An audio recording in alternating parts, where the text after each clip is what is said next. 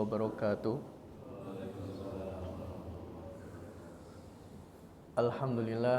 Alhamdulillahi dzil jalali wa syari'il harami wal halali. Summa salatullahi ma'salami ala nabiyil mustafa tihami Muhammadinil hadi minad dolali wa afdali sahbi wa khairi ali. Amma ba'du. Taib jamaah yang dirahmati Allah Subhanahu wa taala, baik ikhwan maupun akhwat. Alhamdulillah, pada pertemuan yang lalu kita sudah menyelesaikan pembahasan sunnah-sunnah dalam sholat versi madhab Syafi'i. Berarti kita sudah menyelesaikan rukun-rukun sholat. Kita sudah menyelesaikan sunnah-sunnah sholat, baik sunnah hayat maupun sunnah aba'at. Tinggal kita membahas pembatal-pembatal sholat, apa saja yang dapat membatalkan sholat. Tapi sebelum masuk ke pembahasan pembatal-pembatal sholat, penulis kitab Matan Ghoyah wa Takrib, beliau menyisipkan satu pembahasan. Di antaranya yaitu perbedaan sholat laki-laki dan perempuan. Nah, di sini yang menjadi pertanyaan, sebenarnya sholatnya perempuan itu beda nggak sih sama sholatnya laki-laki? Ya, kalau kita merujuk pada sebuah hadis yang mana Rasulullah SAW pernah bersabda, "Shollu kama ra'aitumuni usolli." Sholatlah kalian sebagaimana aku sholat. Ya, kalau kita merujuk pada hadis ini, bahwasannya sholat laki-laki dan perempuan itu tidak ada bedanya. Ya, secara global sholat laki-laki dan perempuan itu tidak ada bedanya. Ya, semuanya sama. Tapi pada beberapa kondisi ternyata didapati hadis yang mana ada perbedaan, beberapa perbedaan. Ya, sholat antara laki-laki dan perempuan. Makanya di sini kita akan bahas satu persatu apa saja perbedaan yang ada di dalam sholat bagi laki-laki dan perempuan. Ya, beliau mengatakan faslun wal mar'atu tukhalifu ar-rajula fi khamsati asya'a. Ya, jadi sebenarnya ada 5 perbedaan kata beliau. Ada 5 perbedaan yang mana laki-laki dan perempuan itu berbeda di dalam sholat. Yang pertama, farrajulu yujafi mirfaqaihi anjanbaihi. Perbedaan yang pertama adalah laki-laki ketika sujud itu merenggangkan kedua sikunya. Ya, merenggangkan kedua sikunya, menjauhkan dari lambung. Ini perbedaan yang pertama. Tapi perbedaan ini itu sebenarnya didapati ada khilaf di luar dari 4 mazhab. Ya, di luar dari 4 mazhab. Kalau 4 mazhab nanti akan kita bahas bahwa 4 mazhab mereka sepakat, ya, laki-laki itu disunnahkan menjauhkan sikunya dari lambung. Tapi yang menjadi titik perdebatan adalah bagi perempuan. Apakah perempuan juga dia disunnahkan untuk menyelisihi laki-laki? Ya, ketika laki-laki dikhususkan gerakannya sikunya itu dijauhkan dari perut, apakah perempuan itu harus menempelkan sikunya dengan perut? Nah, ini yang nanti akan menjadi titik perdebatan. Nah, yang pertama, hal ini didasari oleh sebuah hadis yang diriwayatkan dari Abdullah bin Malik bin Buhainah radhiyallahu anhu, yang mana beliau mengatakan bahwasanya Nabi SAW idza shalla farraja baina yadayhi. Ya, jadi Nabi SAW ketika sholat beliau merenggangkan kedua tangannya dalam segala hal. Yang pertama dari takbir direnggangkan. Kemudian yang kedua dari ruku. Ya, saat ruku, ya, laki-laki itu gerakannya dengan menjauhkan siku dengan sikunya dari perut. Ya, itu saat ruku. Dan begitu pun saat sujud. Ya, laki-laki itu merenggangkan sikunya dari perut. Jadi tidak nempel. Ya, sujudnya itu tidak nempel seperti ini. ya, tapi direnggangkan. Kalau sendiri lebih renggang, tapi kalau ada jamaah di samping tidak terlalu renggang biar tidak mengganggu orang yang sholat di sampingnya. Nah, kemudian beliau mengatakan di dalam hadisnya lagi, ya, idza shalla farraja baina yadayhi hatta yabdua bayadu ibtaihi. Ya, beliau mengatakan Rasul Shallallahu Alaihi Wasallam saat sujud itu merenggangkan kedua tangannya sampai tampak warna putih yang ada di ketiaknya. Nah, kemudian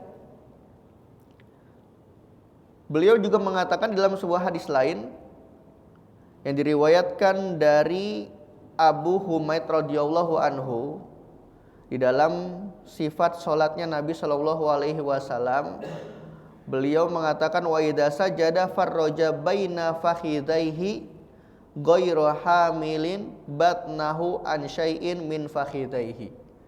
Jadi Rasul Shallallahu Alaihi Wasallam ketika beliau sholat dan ketika beliau sujud itu menjauhkan perutnya dari pahanya.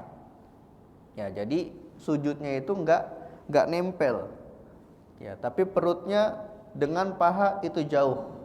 Kemudian siku dengan perut itu juga jauh. Nah, ini tata cara sholat laki-laki yang disebutkan di dalam hadis. Adapun perempuan, bagaimana tata cara sholat perempuan? Nah, didapati dalam sebuah riwayat yang mana Rasul Shallallahu Alaihi Wasallam itu pernah melewati 2 orang perempuan yang sedang sholat. Kemudian Rasul Shallallahu Alaihi Wasallam bersabda, idza sajadtuma fadumma ba'dal lahmi ilal ard. Kalau kalian sujud maka rapatkanlah posisi kalian, ya, antara daging yang satu dengan yang lain itu ditempel. Fa innal mar'ata laisat fi dzalika karrajul. Ya, kata Rasul, sesungguhnya perempuan itu dalam masalah ini, maksudnya dalam masalah sujud, itu tidak sama seperti laki-laki. Nah, hadis inilah yang menjadi landasan ulama 4 mazhab, bahwasannya mereka sepakat laki-laki itu merenggangkan tangannya, sedangkan perempuan dianjurkan untuk berbeda, yaitu menempelkan anggota tubuhnya. Nah, coba kita lihat dari perspektif 4 mazhab yang mana disebutkan di dalam Bahrul Ra'iq. Ini salah satu kitab dari kalangan Hanafiyah. Wal mar'atu tankhafidu fi sujudiha wa talzaqu batnaha bi fakhidaiha li'anna dzalika astarulaha. Di dalam mazhab Hanafi dijelaskan bahwasanya perempuan itu ketika sujud dianjurkan untuk lebih rendah sujudnya. Ya, sujudnya itu dianjurkan untuk lebih rendah. Wa talzaqu batnaha bi fakhidaiha. Dengan cara apa? Menempelkan perutnya dengan paha. Jadi paha dan perutnya itu menempel. Ini cara sujudnya perempuan. Alasannya kenapa? Li'anna zalika astarulaha. Karena posisi yang demikian itu lebih menutupi aurat perempuan dibanding dengan cara merenggangkan.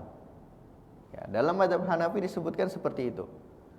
Kemudian dalam mazhab Maliki disebutkan di dalam Syarah Kabir karyanya Syekh Ad-Dardir, di dalam matanya disebutkan wajah farojulun sajidun adudaihi anjanbaihi.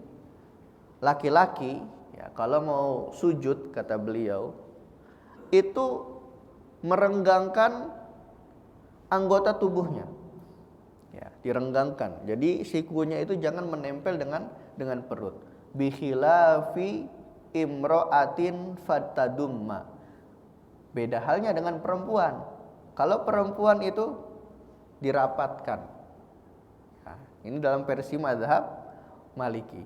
Kemudian dalam mazhab Syafi'i disebutkan di dalam Fathul Qorib Ini adalah salah satu syarah dari kitab Matan Ghoyah wa Takrib yang kita kaji pada pagi hari ini. Ya. Disebutkan di dalamnya farrajulu yujafi mirfaqaihi an janbaihi wa yukillu batnahu an fakhidaihi fir ruku'i was sujudi. Ya, laki-laki itu merenggangkan siku dari lambungnya dan mengangkat perut dari pahanya saat ruku dan saat sujud. Wal mar'atu tadumma ba'daha ila ba'din. Sedangkan perempuan merapatkan sebagian tubuh ke sebagian yang lain.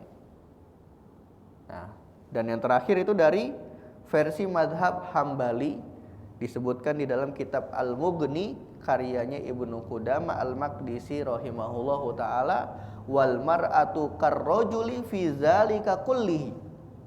Ya, kata Ibnu Qudamah, wanita cara sholatnya itu sama seperti laki-laki dalam semua gerakan.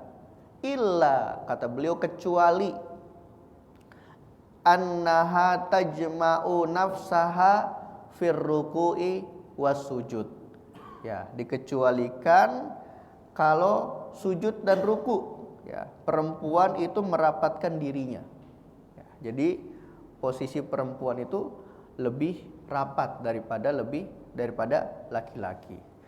Nah, maka dari itu di sini muncullah perbedaan cara atau gerakan ruku dan sujudnya perempuan. Ya, sebagian ulama berpendapat bahwa ruku dan sujudnya perempuan itu sama aja kayak laki-laki. Apa dalil yang mereka gunakan? Yaitu shollu kama ra'aitumuni usolli. Salatlah kalian sebagaimana aku salat. Dalil ini dijadikan sebagai landasan. Ini dalil secara umum.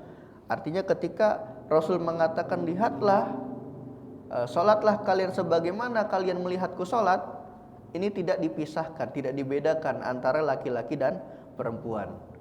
Maka ulama yang menjadikan hadis ini sebagai dalil, mereka memahami bahwa sholat laki-laki dan perempuan itu sama. Rukunya sama, ketika direnggangkan dia direnggangkan. Sujudnya sama, ketika direnggangkan juga direnggangkan. Sedangkan pendapat yang kedua, yaitu pendapat 4 mazhab, yaitu mazhab Hanafi, Maliki, Syafi'i, dan Hambali, mereka berpendapat bahwa laki-laki dan perempuan itu berbeda.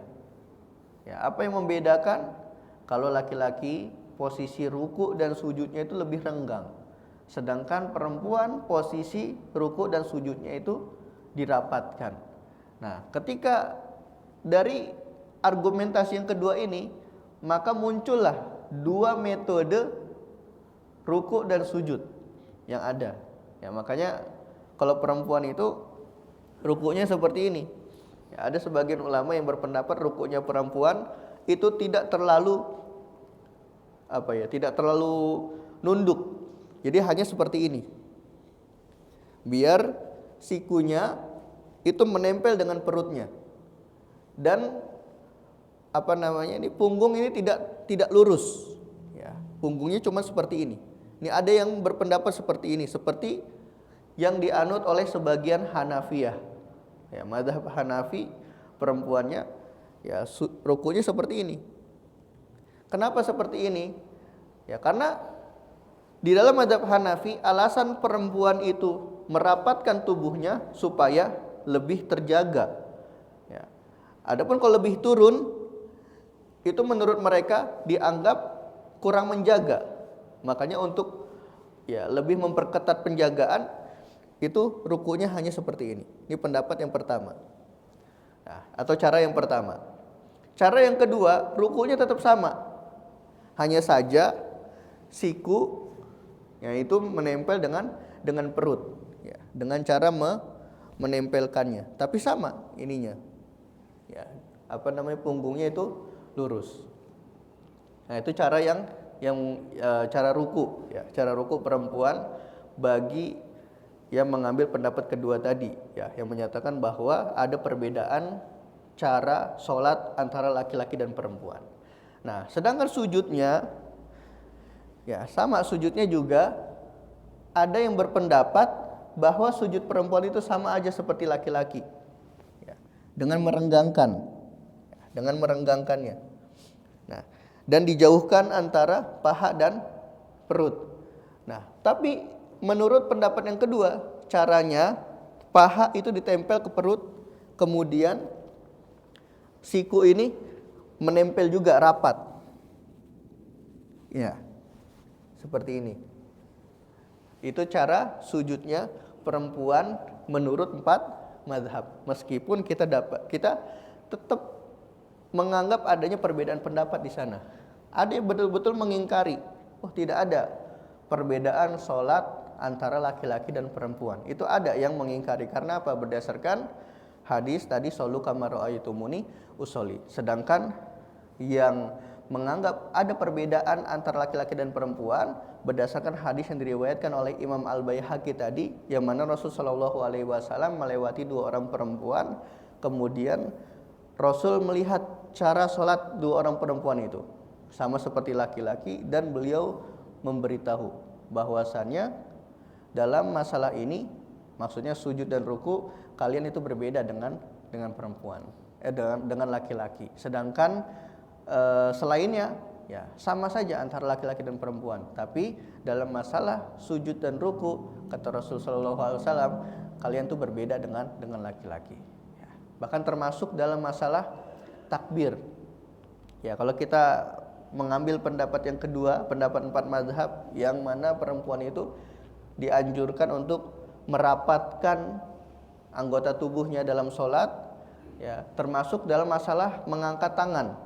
Ya, kalau laki-laki mengangkat tangannya lebih lebar, ya, karena sebagaimana hadis yang umum tadi, ya, di dalam sholat itu laki-laki merenggangkan anggota tubuhnya, ya, artinya siku dengan perut itu tidak menempel. Ya, begitupun saat takbir. Nah, sedangkan perempuan itu dirapatkan, lebih rapat lagi. Nah, ini perbedaannya. Nah, jadi permasalahan yang pertama yang menjadi perbedaan antara sholat laki-laki dan perempuan, kalau laki-laki sholatnya direnggangkan, sedangkan kalau perempuan sholatnya dirapatkan, ya, yaitu merenggangkan siku dan mengangkat perut saat ruku dan sujud. Kemudian yang kedua, yang menjadi perbedaan yang kedua, atau bisa kita bilang ini yang ketiga, karena kalau yang tadi, yang pertamanya itu merenggangkan siku, yang keduanya menjauhkan perut dari paha. Nah, jadi tadi itu udah include pembahasan poin 1 dan poin 2. Ya, perbedaannya laki-laki dan perempuan, yang pertama itu mengangkat siku, ya, merenggangkan siku, dan yang kedua menjauhkan perut dari menjauhkan paha dari perut saat melakukan sujud dan ruku. Nah, yang ketiga dalam masalah menjaharkan. Yang ketiga itu menjaharkan, wa yajharu fi maudhi'il jahri wa idza nabaha syai'an fi sholati sabbaha. Ya. Jadi yang ketiga itu mengeraskan suara dalam sholat-sholat jahar. Apakah perempuan itu disunahkan juga menjaharkan bacaan atau tidak? Apakah suara perempuan itu aurat atau tidak? Nah, ini yang nanti akan menjadi poin pembahasan. Karena kan kita sudah bahas ya kemarin, ya, di pembahasan sunnah-sunnah hayat. Ya, di antara sunnah-sunnah hayat itu menjaharkan bacaan di sholat jahar dan mensirkan bacaan di sholat sir. Itu sudah kita bahas. Nah, yang menjadi pertanyaan di sini, bagaimana hukumnya menjaharkan bacaan bagi perempuan? Ya, pertama, saat perempuan itu sedang sholat sendiri, atau perempuan sedang sholat berjamaah dengan jamaah perempuan lain. Yang menjadi pertanyaan di sini adalah, apakah perempuan yang menjadi imam itu menjaharkan bacaan atau membacanya sir? Nah, ini akan kita bahas. Ya. Dalam madhab Syafi'i, madhab Maliki, dan madhab Hambali, ya, laki-laki itu disunnahkan mengeraskan suara di sholat-sholat jahar, ya, maghrib, isya, subuh. Sedangkan wanita itu boleh hukumnya mengeraskan suara jika sholatnya sendiri.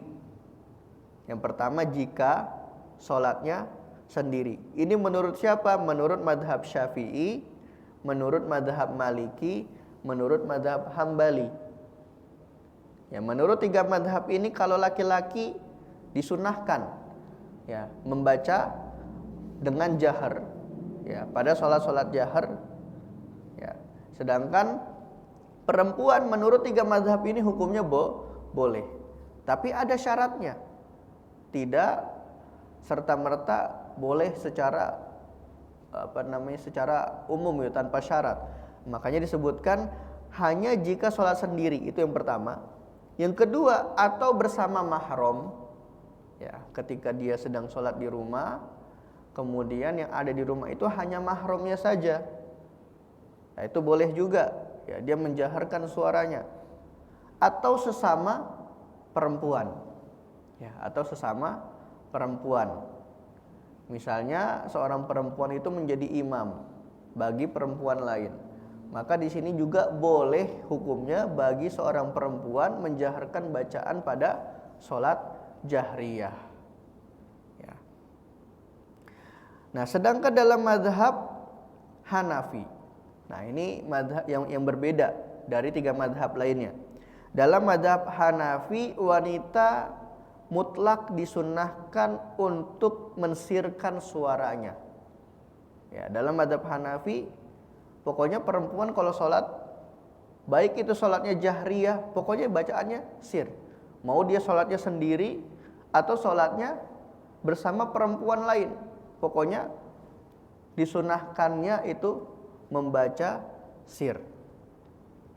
Karena suara wanita dalam mazhab Hanafi itu dikategorikan sebagai aurat atau mendekati aurat. Ya, jadi dalam mazhab Hanafi, suara perempuan itu dikategorikan aurat atau mendekati aurat. Nah, coba kita lihat redaksi yang ada dari masing-masing mazhab. Ya, kita coba bedah, ya, dari masing-masing perspektif empat mazhab. Meskipun tadi tiga mazhab itu sama membolehkan, tapi tentunya pasti ada sedikit perbedaan. Nah, dalam mazhab Syafi'i, wanita disunahkan mengeraskan suara. Ya, di sini dalam mazhab Syafi'i yang pertama, wanita disunahkan mengeraskan suara pada sholat jahriyah dengan syarat jika ia sholat sendirian, itu yang pertama, atau di hadapan sesama wanita, atau di depan laki-laki mahramnya. Nah, ini syaratnya. Namun yang menjadi garis bawah juga, volumenya tidak sekeras laki-laki. Ini menjadi garis bawah. Ketika seorang perempuan itu menjaharkan bacaan, volumenya itu tidak setinggi volume jaharnya laki-laki. Jadi lebih rendah lagi. Jika ada laki-laki asing, ia wajib mensirkan bacaan. Ya, jadi kalau ada laki-laki asing, dia wajib untuk mensirkan bacaannya.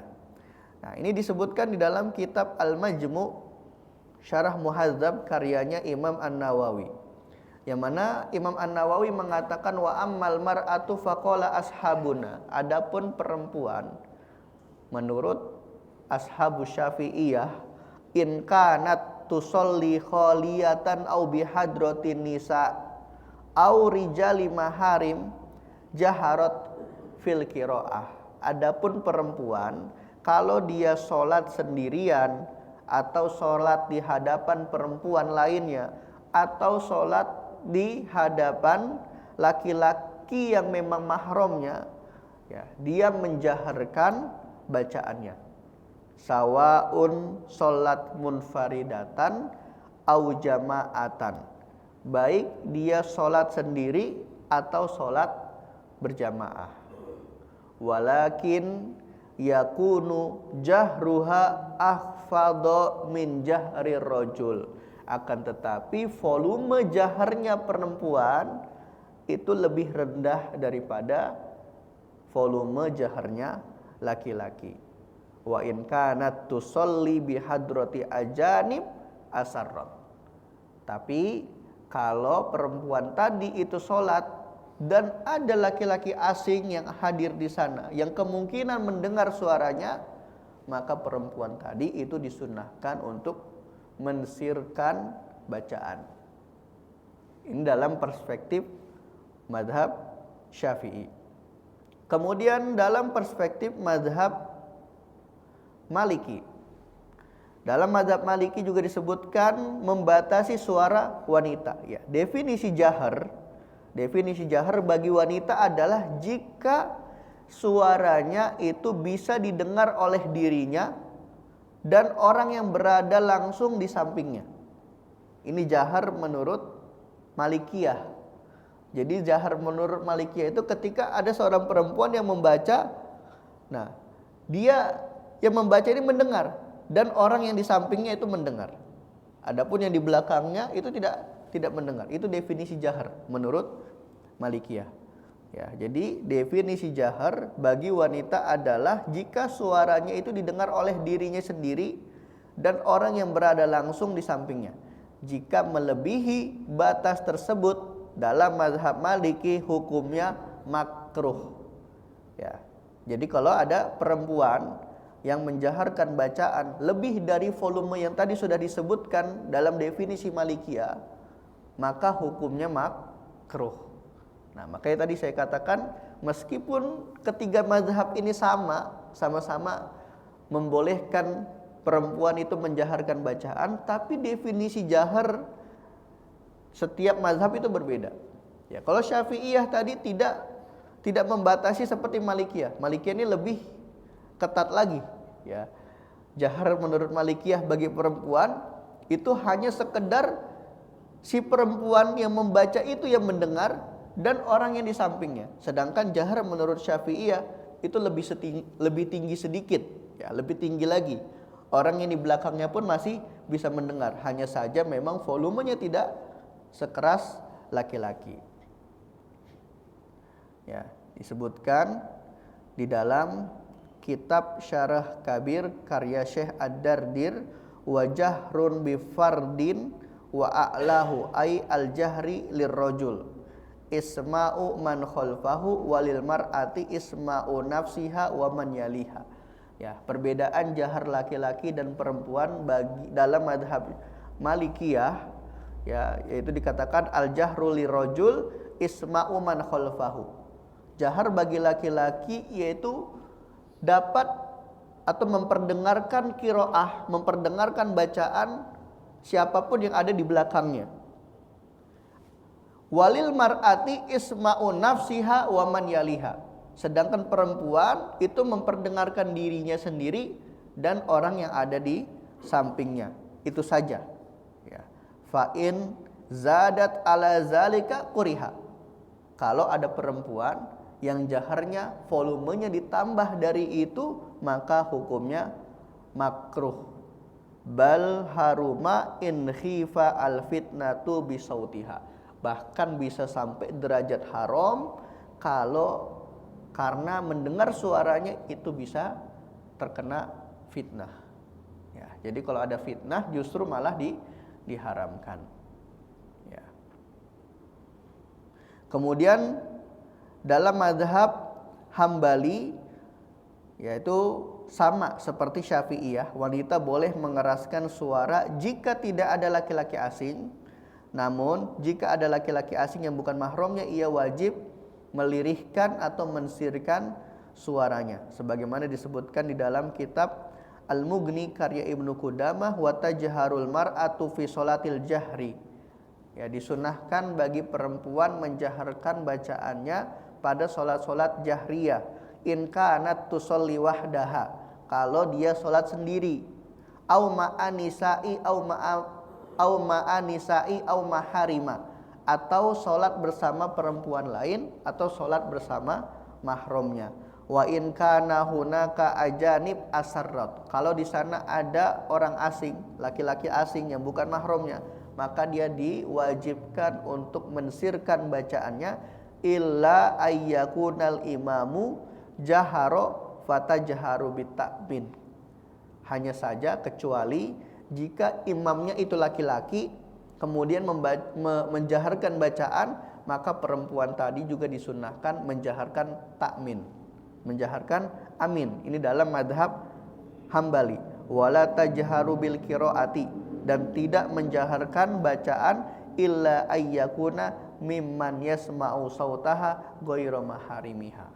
Ya, ala kulli hal madhab Hambali itu sama dengan madhab Syafi'i dalam masalah ini, yaitu disunahkan menjaharkan bacaan bagi perempuan dengan syarat sholatnya sendiri atau di hadapan perempuan lain atau di hadapan mahramnya.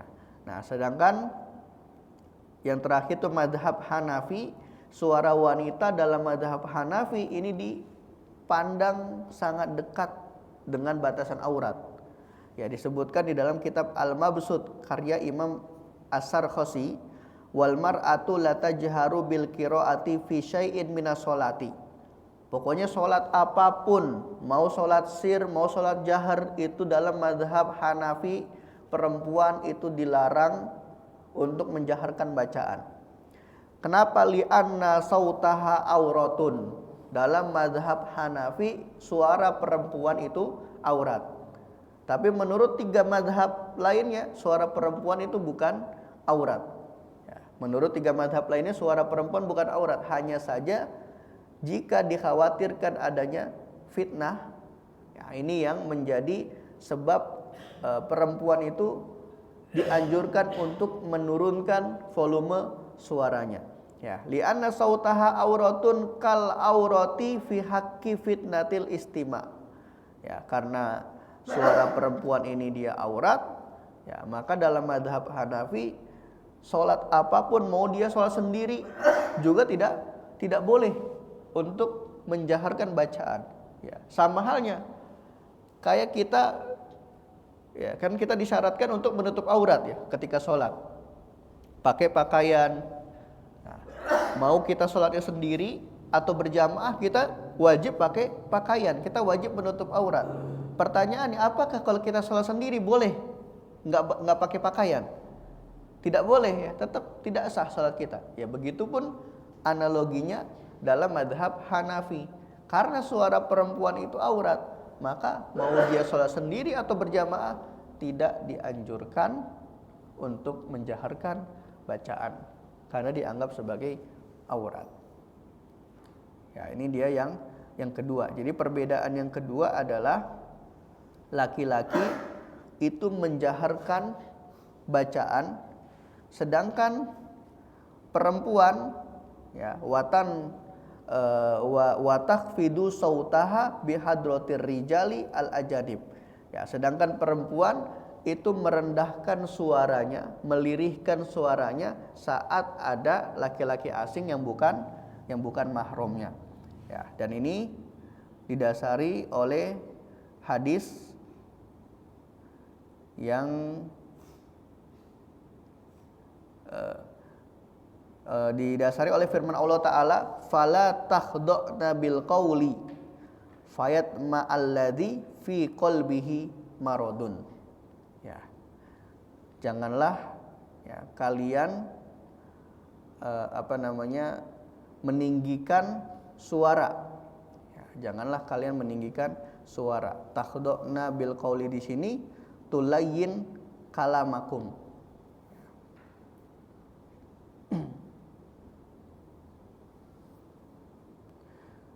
Taib, selanjutnya perbedaan yang keempat yaitu cara mengingatkan imam saat terjadi sesuatu atau saat terjadi kesalahan.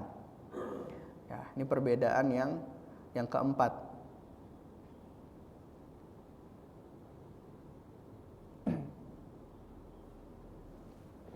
Yaitu wa idza nabaha syai'an fi sholati sabbaha. Ya, laki-laki kalau imamnya salah itu kira-kira apa yang dilakukan? Bertasbih. Ya. Subhanallah. Ya, itu laki-laki. Sedangkan perempuan tidak. Ya. Perempuan itu diistilahkan dengan tasfik. Apa itu tasfik? Tasfik itu menepuk. Nah, cara nepuknya juga seperti ini. Bagaimana dengan seperti ini? Nah, kalau nepuknya seperti ini, itu dilihat nilainya, dilihat niatnya. Kalau niatnya untuk bermain-main, maka salatnya batal. Ya, makanya mayoritas ulama memberikan metode untuk menyelisihi tepukan kebiasaan, yaitu dengan cara seperti ini. Menepuk tangan kanan ini menepuk punggung tangan kiri. Nah, ini cara nepuknya. Ini bagi perempuan yang ingin mengingatkan imam yang salah. Baik imamnya itu laki-laki maupun imamnya perempuan.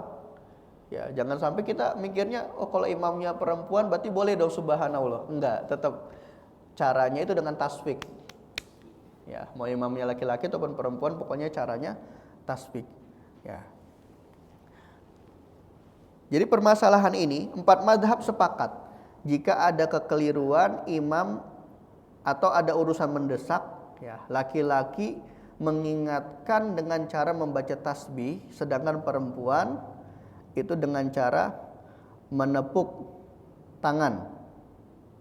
Sebagaimana disebutkan dalam sebuah hadis yang diriwayatkan dari Sahal bin Sa'ad radhiyallahu anhu, anna Rasulullah sallallahu alaihi wasallam qala, bahwasanya Rasul sallallahu alaihi wasallam bersabda, man rabahu syai'un fi sholatihi falyusabbih.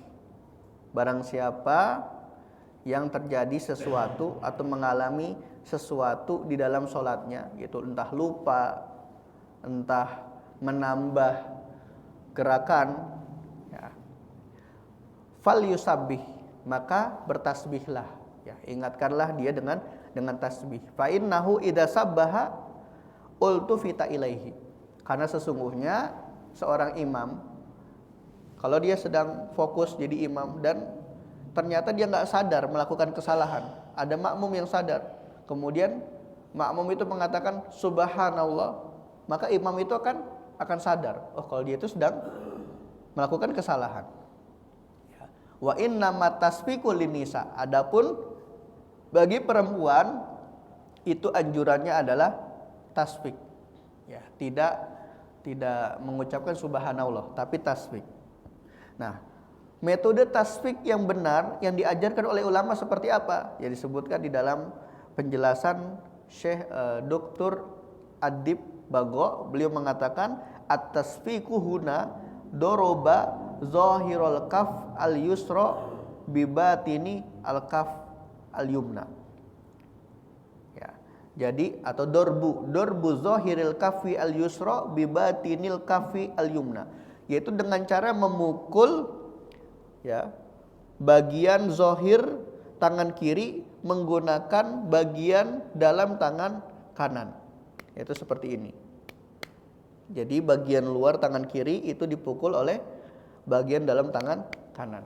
Nah, itu metode tasfik yang diajarkan oleh para ulama. Ya.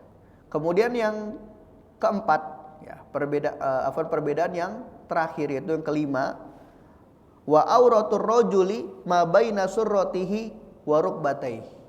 Itu masalah aurat. Ya, tadi yang pertama perbedaannya adalah kalau laki-laki itu merenggangkan kedua sikunya dari lambung.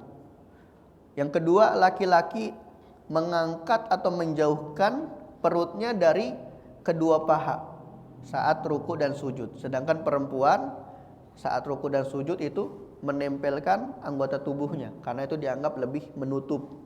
auratnya.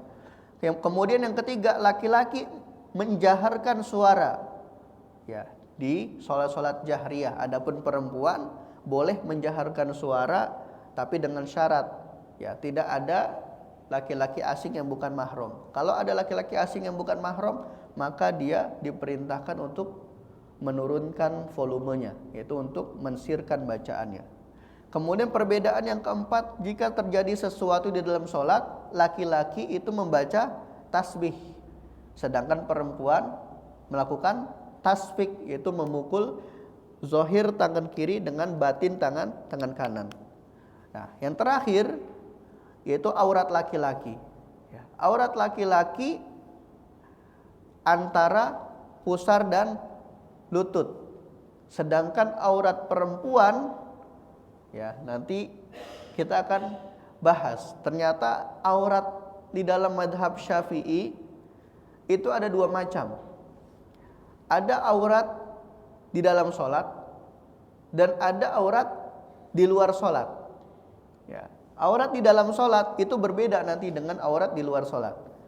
Aurat di dalam sholat dalam mazhab Syafi'i ya bagi perempuan itu seluruh tubuh kecuali telapak tangan dan wajah. Ya, jadi kecuali telapak tangan dan wajah itu bukan aurat bagi perempuan di dalam sholat. Adapun di luar sholat itu nanti akan kita bahas.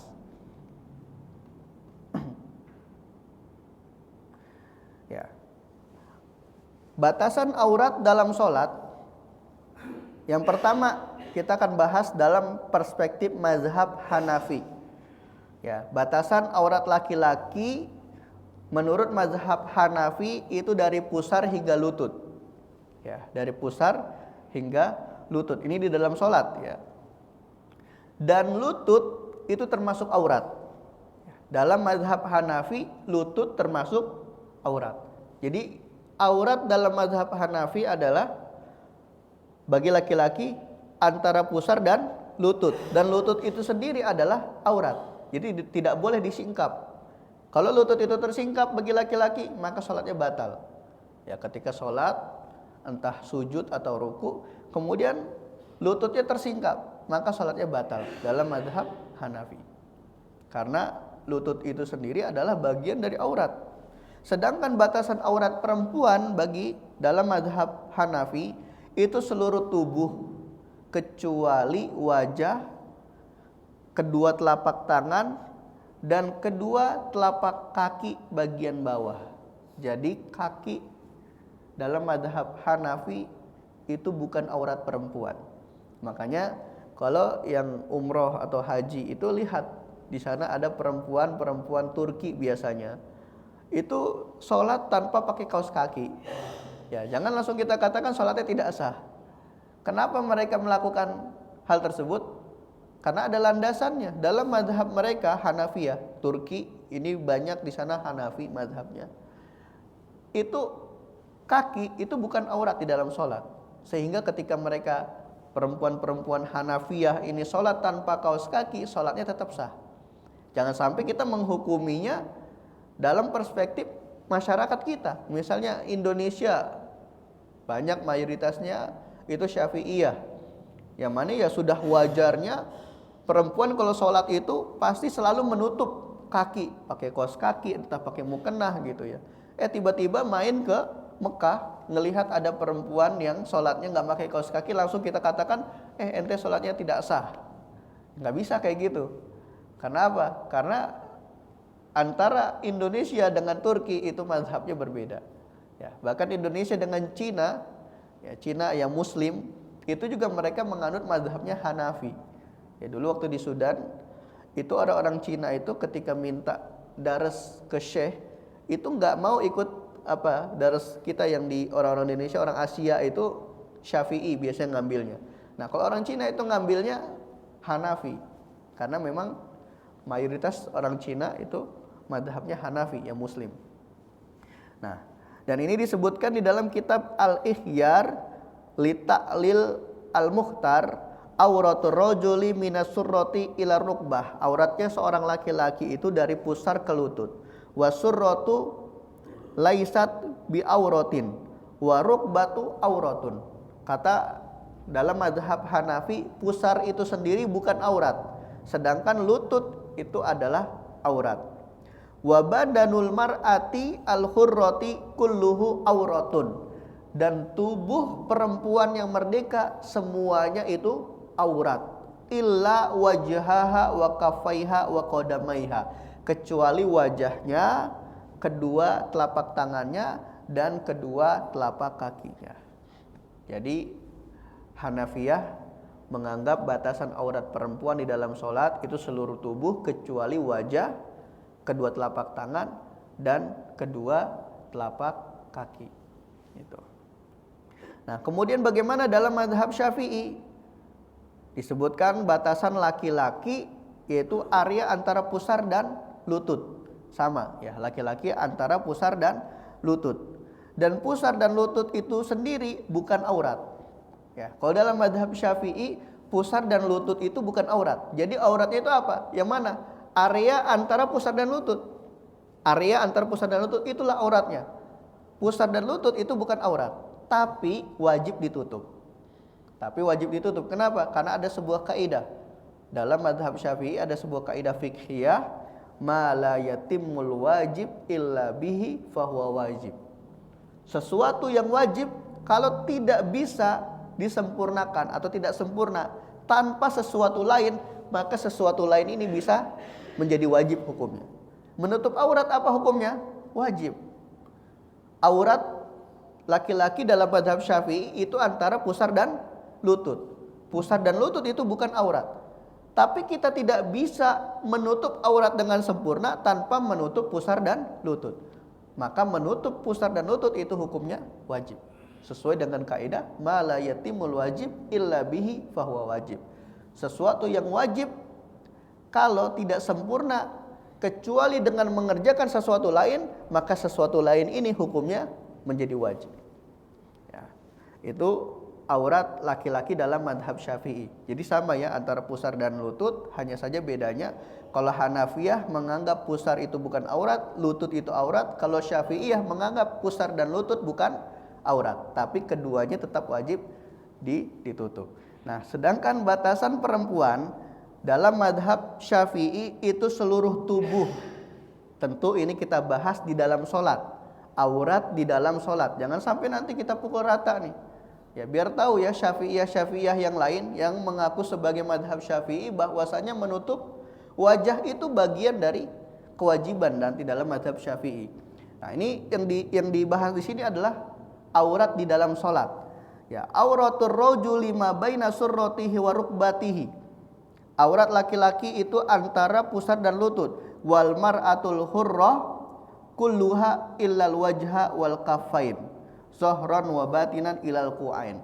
Nah, adapun aurat perempuan di dalam sholat itu seluruh tubuh kecuali wajah dan kedua telapak tangan sampai ku. Ya, kalau dalam istilah fikih, ku itu tulang yang ada di bagian dalam sini. Ini ku.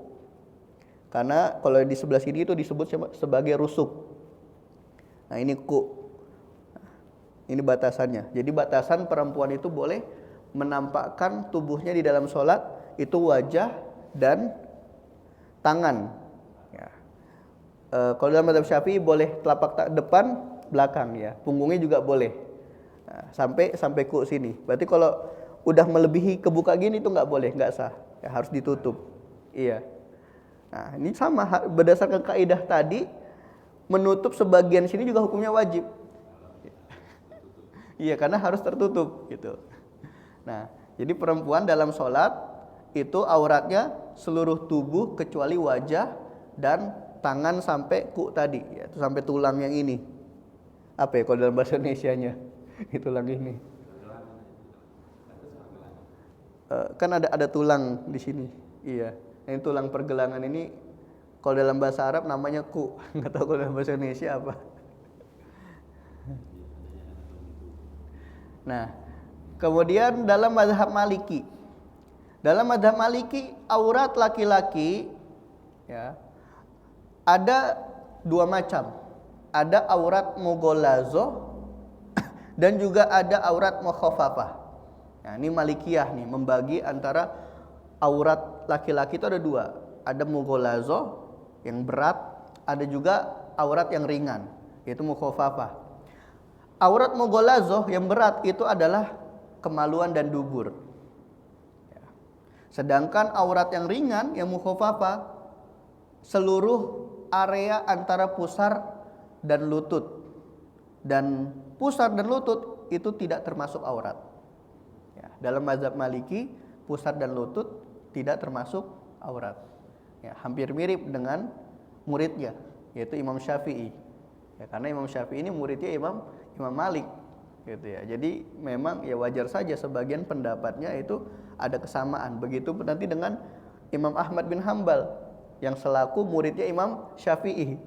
Nanti ada kesamaan juga. Bahkan kalau kita lihat silsilah ilmunya Imam Ahmad itu nanti nyambungnya ke mazhab lamanya Imam Syafi'i.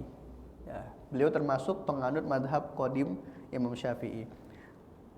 Nah, sedangkan batasan aurat perempuan dalam mazhab Maliki itu seluruh tubuh kecuali wajah dan kedua telapak tangan dalam mazhab Maliki. Nah, jadi di sini kita perlu membedakan ya antara telapak tangan dan tangan. Kalau mazhab Syafi'i tadi ternyata bukan cuma telapak tangan, ya, tangan luar dalam. Yang penting tadi sampai pergelangan batasannya. Itu bukan aurat di dalam sholat bagi perempuan. Sedangkan Malikiyah tadi menggunakan ibarah telapak tangan. Artinya apa? Atasnya tetap wajib ditutup. Atasnya tetap wajib ditutup, sedangkan telapak tangannya yang boleh tampak. Nah, disebutkan di dalam kitab Syarah Kabir karya Syekh Ad-Dardir, auratur rajul ma'ar rajul wa mro'ati mahram. Ya, auratnya laki-laki bersama laki-laki dan bersama perempuan yang mahramnya. Wa kaza al mughallazatu minhu ma'a ajnabiyati sau'atani. Ya. Aurat mughallazohnya dalam mazhab Maliki itu kemaluan dan dubur, wal mukhafafah ma'adahuma. Sedangkan aurat yang ringan dalam mazhab Maliki itu selain dari kubul dan dubur tadi. Ya, mimma baina surrah wa rukbah, itu antara pusar dan lutut. Wa auratul hurrati ma'a rajulil ajnabi jami'u jasadiha khola al-wajhi wal kaffain. Sedangkan aurat perempuan yang merdeka itu di hadapan laki-laki asing itu seluruh tubuhnya kecuali wajah dan kedua telapak tangan. Ya, dari ibarah ini nampaknya mazhab Maliki itu tidak membedakan antara aurat perempuan di dalam sholat dan di luar sholat. Itu nanti akan kita bahas. Ya. Nah, kemudian dalam mazhab Hambali, ya, dalam mazhab Hambali batasan laki-laki auratnya itu area antara pusar dan lutut. Pusar dan lutut tidak termasuk aurat, ya sama ya. Berarti Malikiyah, Syafi'iyah, Hanabila itu berpendapat meskipun aurat laki-laki itu antara pusar dan lutut, tapi pusar dan lutut itu bukan bagian dari aurat. Bukan berarti karena bukan dari aurat boleh dibuka. Nah, ini kesalahpahaman juga. Ya, kembali lagi kaidahnya tadi. Sesuatu yang tidak sempurna, sesuatu yang wajib kalau tidak sempurna, jika tidak dilakukan dengan sesuatu lain, maka sesuatu lain tadi ini yang hukum asalnya tidak wajib bisa jadi wajib. Ya, ini kaidah yang dipakai oleh tiga mazhab Malikiyah, Syafi'iyah, dan Hanabilah. Adapun batasan aurat perempuan di dalam sholat, seluruh tubuh tanpa terkecuali. Ya, jadi seluruh tubuh tanpa terkecuali di dalam sholat. Ya, menurut riwayat yang kuat dalam mazhab Hambali, ya, wajah boleh dibuka jika tidak ada laki-laki asing. Ya, di sini sifatnya wajah itu sebagai rukhsah. Ya, boleh membuka wajah dalam sholat bagi perempuan itu sifatnya adalah rukhsah. Hukum asalnya tetap dianjurkan untuk ditutup. Sebagaimana disebutkan di dalam kitab Al-Mughni karya Ibnu Qudamah, bahwasannya pendapat yang muktamad dalam mazhab Hambali annal aurata ma baina surrah wa rukbah, bahwasanya aurat laki-laki itu antara pusar dan lutut, nasso alaihi Ahmadu fi riwayatin, dan ditulis atau diriwayatkan oleh Imam Ahmad di sebagian riwayatnya, wal hurratu kulluha auratun fis shalah.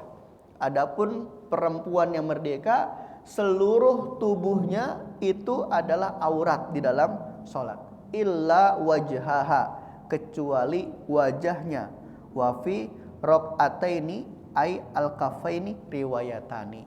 Adapun apakah perempuan boleh membuka kedua telapak tangannya di dalam sholat, itu ada dua riwayat dalam mazhab Hambali. Riwayat yang pertama tidak boleh, riwayat yang kedua boleh. Jadi ala kulli hal muktamadnya dalam mazhab Hambali, ya, ketika sedang sholat perempuan itu hanya boleh membuka wajah.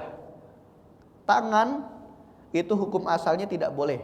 Jadi harus tertutup dalam mazhab Hambali. Jadi perempuan-perempuan Hanabila ya biasanya sholat itu pakai sarung tangan. Ya, karena apa? Tangannya itu dianggap sebagai aurat. Yang boleh dibuka itu hanya wajah saja. Itu dalam mazhab Hambali. Meskipun ada riwayat lain tadi yang membolehkan membuka telapak tangan bagi seorang perempuan. Nah, sekarang coba kita mengkaji aurat dari sisi aurat di luar sholat. Kira-kira ada berapa mazhab sih? Jadi pembahasan terakhir ya insya Allah ya, biar nggak terlalu panjang. Ya, aurat di luar sholat itu ada beberapa mazhab yang membedakan antara aurat di luar sholat dan aurat di dalam sholat. Yang pertama itu ada mazhab Hambali. Ya, pendapat muktamad mazhab Hambali ya menyatakan bahwa seluruh tubuh wanita merdeka adalah aurat di luar sholat. Ya, seluruh tubuh perempuan merdeka itu aurat di luar sholat. Di beliau jelas ya membedakan ya di luar sholat, termasuk wajah, termasuk kukunya. Ya, namun saat sholat, adapun saat sedang sholat, ia diberi keringanan, diberi rukhsah untuk membuka wajah jika tidak ada laki-laki asing. Ya, ini berdasarkan hadis Nabi al-mar'atu auratun. Di sini disebutkan ya dalil yang digunakan oleh Hanabila adalah hadis yang diriwayatkan oleh Imam At-Tirmizi. Al-mar'atu auratun. Perempuan itu aurat. Maksudnya apa? Semuanya. Kata wanita, kata perempuan di sini dipahami secara umum oleh Hanabila. Itu mencakup seluruh tubuh. Jadi seluruh tubuh perempuan itu hukumnya aurat. Fa iza kharajat istashrafaha asyaitanu. Jika seorang perempuan itu keluar, maka setan akan membelalakkan mata untuk menyesatkannya. Ya, hadis ini diriwayatkan oleh Al-Imam At-Tirmizi. Dan disebutkan di dalam Ar-Raudul Murbi, karyanya Syekh Mansur Al-Bahuti, ini salah seorang ulama Hanabilah, ya. Beliau mengatakan di dalam kitabnya tadi Ar-Raudul Murbi, ini termasuk salah satu kitab pegangan fikih Hambali ya, bagi yang ingin mengkaji Hambali itu nanti bisa merujuknya ke Al-Mughni Ibnu Qudamah, dan diantaranya juga Ar-Raudul Murbi.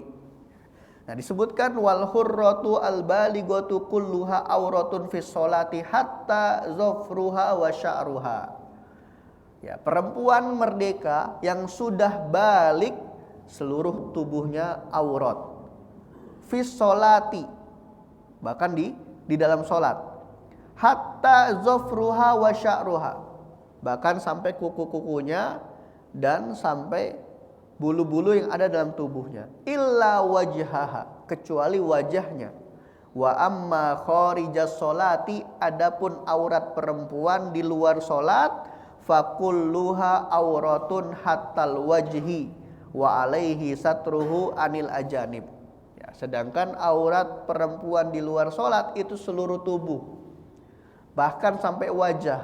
Makanya hukum memakai cadar dalam mazhab Hambali itu wajib. Ya, jadi wajah itu hukumnya aurat, ya, wajib untuk ditutup dalam mazhab Hambali. Nah, kemudian yang kedua kita bahas dalam perspektif mazhab Syafi'i. Ya, juga mazhab yang membedakan antara aurat di dalam sholat dan aurat di luar sholat. Mazhab Syafi'i terdapat pemisahan yang tegasnya, ada pemisahan yang tegas. Ya, di dalam sholat wajah bukan termasuk aurat. Tapi kalau di luar sholat dan di hadapan laki-laki asing, pendapat yang kuat, pendapat yang muktamad dalam madhab Syafi'i bahwa wajah wanita adalah aurat dan wajib ditutup. Nah, ini perlu kita pahami, ya, terkhusus para penganut madhab Syafi'i, ya, ya, menurut pendapat madhab Syafi'i yang muktamad, yang resmi, bahwa perempuan itu wajib menutup aurat, menutup wajah, wajib menutup wajah, meskipun wajahnya tidak menarik. Ya, dalam madhab Syafi'i dan madhab Hambali itu tidak dikatakan bagi yang cantik, enggak. Jadi dalam madhab Syafi'i dan madhab Hambali pokoknya umum. Karena apa? Wajah itu adalah auratnya seorang perempuan. Nah, apa landasan yang dipakai oleh Syafi'iyah? Yaitu hadis, yaitu Al-Quran, firman Allah surah Al-Ahzab ayat 59, yang mana Allah Subhanahu wa taala berfirman, ya ayyuhalladzina ya ayyuhan nabiyyu qul li azwajika wa banatika wa nisa'il mu'minin yudnina 'alaihinna min jalabibihinna. Wahai Nabi, katakanlah kepada istri-istrimu, katakanlah kepada anak-anakmu, dan katakanlah kepada istri-istri orang-orang beriman lainnya, hendaklah mereka mengulurkan jilbabnya ke seluruh tubuh mereka. Nah, apa sih maksud dari jilbab? Jilbab itu bukan berarti kerudung, ya, bukan. Jadi jilbab itu menurut menurut orang Arab itu adalah kain yang dijulurkan dari kepala sampai ke bawah lutut. Itu jilbab. Jadi termasuk wajah itu juga ditutup pakai jilbab itu. Nah, kalau kita nanti melihat ke tafsir Ibnu Katsir, di sana disebutkan beberapa penafsiran tentang ayat ini. Di antaranya sahabat Nabi yaitu Ibnu Abbas radhiyallahu anhu menafsirkan ayat ini bahwa perempuan itu diperintahkan untuk menutup kepala dan wajahnya kecuali satu mata untuk melihat. Ya, nanti kalau kita coba buka kitab tafsir Ibnu Katsir, nanti kalau yang ada di sini bisa silakan dicek. Ya, Quran surah Al-Ahzab ayat 59 itu Ibnu Abbas mengatakan bahwa ayat ini adalah perintah bagi kita, bagi umat Islam, khususnya bagi para perempuan, untuk menutup auratnya dari kepala, ya, sampai ke bawah, bahkan sampai wajahnya, dan hanya menyisakan satu mata yang untuk digunakan melihat. Wah, itu ekstrim nih kalau pakai pendapatnya Ibnu Abbas. Ya, cuma satu mata aja yang disisakan, ya, agak sulit. Makanya ada, ya, sebagian pakaian itu apa, yang pakai burdah atau apa gitu, ya, yang matanya itu kalau dari dalam kelihatan tapi kalau dari luar itu tidak terlihat. Karena apa landasannya ini?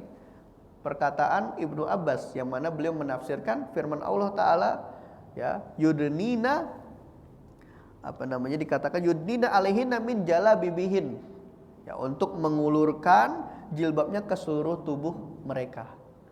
Gitu. Nah, ibarahnya juga disebutkan di dalam kitab Tuhfatul Muhtaj Syarah Minhaj karya Ibnu Hajar Al-Haytami yang menjelaskan auratul mar'ah indar rijalil ajanibi jami'u badaniha hatal wajhi wal kafaini ala sahihil mu'tamad. Ya, auratnya perempuan di hadapan laki-laki asing itu seluruh tubuhnya, bahkan sampai wajah dan kedua telapak tangannya, dan ini adalah pendapat yang sahih dan pendapat yang mu'tamad, pendapat yang resmi dalam madhab Syafi'i. Jadi dalam madhab Syafi'i juga dibedakan aurat perempuan di dalam sholat dan di luar sholat. Kalau di luar sholat seluruh tubuh tanpa terkecuali, pokoknya wajah itu wajib ditutup, tangan itu wajib ditutup. Adapun di dalam sholat itu ada keringanan, ya, wajah boleh dibuka dan tangan boleh dibuka. Nah, kita udah tahu di sini, ya, berarti dua mazhab ini yang mewajibkan pakai cadar bagi perempuan, yaitu Hambali dan Syafi'i. Ya, jadi jangan sampai pakai cadar dibilang apa teroris dan lain sebagainya. Ini ada syariat, ada perintah gitu. Bukan cuma sebatas tradisi dan lain sebagainya. Karena memang ada ajaran dalam beberapa mazhab. Nah, Bagaimana dengan mazhab lainnya seperti Hanafiyah dan Malikiyah? Ya, kedua mazhab ini itu sepakat. Pada asalnya wajah dan telapak tangan perempuan bukan aurat. Ya, jadi Malikiyah dan Hanafiyah itu tidak membedakan aurat perempuan di dalam sholat ataupun di luar sholat. Pokoknya sama, hukum asalnya wajah dan telapak tangan dalam mazhab Maliki dan dalam mazhab Hanafi itu bukan aurat. Jadi kalau ada Syafi'iyah yang mengatakan, oh wajah perempuan itu bukan aurat. Iya, bukan aurat. Itu dalam mazhab Maliki. Dan itu juga bukan aurat dalam mazhab Hanafi. Dan memang ada pendapat dalam mazhab Syafi'i yang mengatakan wajah itu bukan aurat. Tapi itu pendapat yang lemah dalam mazhab Syafi'i. Karena muktamad yang kuat dalam mazhab Syafi'i itu wajah itu adalah aurat bagi perempuan. Gitu. Jadi kalau kita mau memfatwakan khususnya mufti mazhab, ya khususnya mufti mazhab, maka dia wajib memfatwakan pendapat yang muktamad dulu. Ya, jadi kalau kita sebagai guru fikih mau ngajarin ke murid-murid kita tentang hukum, maka kita ajarkan pendapat-pendapat yang kuat. Jangan kita ajarkan pendapat-pendapat yang lemah. Adapun khilafiyah yang lemah itu nanti diajarkan ketika mereka sudah terbentuk, sudah tertarbiyah karakternya, baru nanti diajarkan oh di sana ada khilaf. Oh, ternyata begini cara ulama membedah hukum. Seperti itu. Nah, jadi dalam mazhab Hanafi dan mazhab Maliki itu wajah dan kedua telapak tangan hukum asalnya bukan aurat. Tapi kedua mazhab ini memberi batasan ketat. Meskipun wajah dan telapak tangan itu bukan aurat, tapi ada batasan. Ya, jika membuka wajah itu dikhawatirkan menimbulkan fitnah, maka wanita tersebut wajib menutup wajahnya. Nah, ini yang sudah menjadi garis bawah ya. Bukan berarti dalam mazhab Maliki dan Hanafi bebas perempuan itu enggak usah pakai cadar, enggak perlu membuka enggak perlu menutup wajah. Dan ternyata ada kondisi yang memang menurut mereka wajib perempuan menutup wajah. Kalau apa? Membuka wajah itu malah justru menimbulkan fitnah. Bisa mengundang syahwat. Ya, sekarang hari ini ya kondisi yang menurut saya sebenarnya perempuan itu justru malah wajib menutup aurat daripada keluar ya pakai bedak sana bedak sini dan dandanannya menor gitu ya, tabarruj ya, keluar tabarruj. Kondisi seperti ini ya dalam mazhab Hanafi dan Maliki maka perempuan yang mengundang syahwat ini justru malah wajib menggunakan cadar. Maka kalau sudah sepakat kondisinya hari ini seperti ini, berarti kita simpulkan menurut kesepakatan 4 mazhab hukumnya perempuan pada hari ini itu wajib untuk menutup wajah supaya apa? Untuk menghindari terjadinya fitnah gitu. Ya, Allahu a'lam bishawab. Ini dia terkait dengan pembahasan intinya yaitu perbedaan sholat, beberapa poin sholat antara laki-laki dan perempuan. Dan tadi kita tutup pembahasan ini dengan pembahasan aurat yang Masya Allah sebenarnya masih panjang lagi terkait dengan aurat, yaitu bisa kita kaji di lain hari ya. Mungkin cukup sekian. Ada yang ingin ditanyakan? Cukup ya. Ya, karena waktunya sudah siang. Mungkin kita ada pertanyaan. Oh iya baik, nanti dijawabnya via WhatsApp ya insyaallah. Ya karena waktunya sudah siang, kita akhiri dengan hamdalah alhamdulillahirabbil alamin. Semoga bermanfaat. Ya, nanti untuk ummahat yang bertanya insyaallah akan kami jawab via WhatsApp. Saya kembalikan kepada Ustadz Fajar. Wal asri innal insana lafi khusr illa allazina amanu wa amilus solihati wa tawassaw bil haqqi wa tawassaw bis sabr. Assalamualaikum warahmatullahi wabarakatuh.